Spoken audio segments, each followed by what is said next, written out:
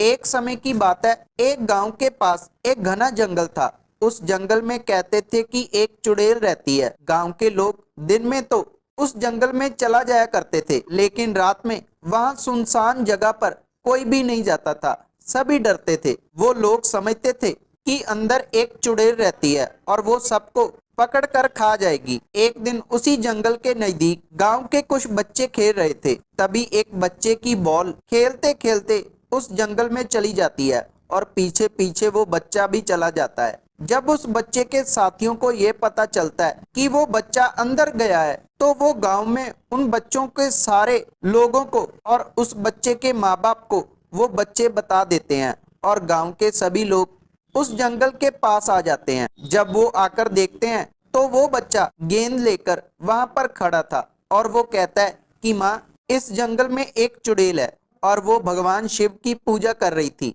उसी ने मेरी बॉल मुझको वापस की है। उस बच्चे के माता पिता घबरा जाते हैं और उसको घर पे लेकर चले जाते हैं। वो चुड़ैल एक भगवान शिव की भक्त थी। वो सारा दिन अपनी गुफा में रहती और रात में भगवान शिव की पूजा किया करती थी। दरअसल वो चुड़ैल एक राजकुमारी थी। उसकी सौतेली माँ ने एक तांत्रिक से उसको काढ़ा बनाकर पिला दिया था। इसी कारण वो एक चुड़ैल का रूप ले चुकी थी। एक दिन चुड़ैल भगवान शिव की पूजा कर रही थी, तो वो भगवान शिव से कहती है कि हे प्रभु, मुझे इस शराब से मुक्त कर दो, मुझे मेरे पहले वाले रूप में ला दो, मैं आपका दिल से धन्यवाद करूंगी। भगवान शिव अपने भक्तों की बात कभी नहीं मोड़ते।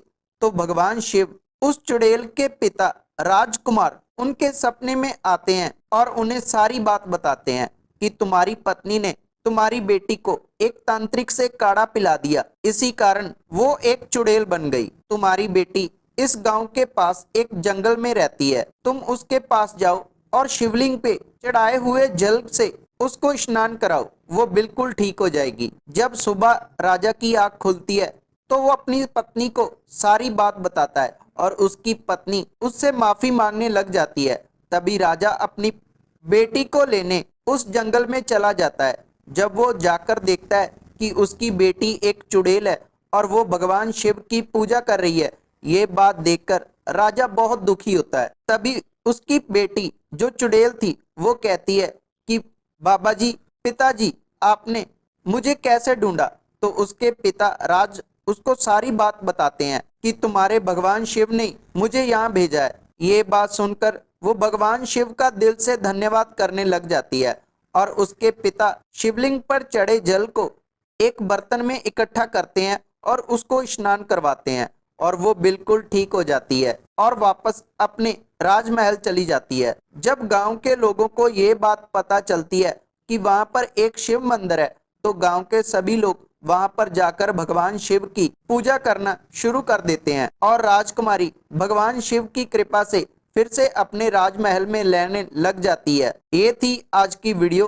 अगर आपको वीडियो अच्छी लगी तो वीडियो को लाइक करना और कमेंटों में हर हर महादेव जरूर लिखना और आपका अपना चैनल शिव को समझो जरूर सब्सक्राइब करना और बेल नोटिफिकेशन जरूर ऑन करना, क्योंकि ऐसे ही वीडियो हमारे चैनल पर आते रहते हैं और वो आपको सबसे पहले मिल जाएंगे। तब तक के लिए धन्यवाद।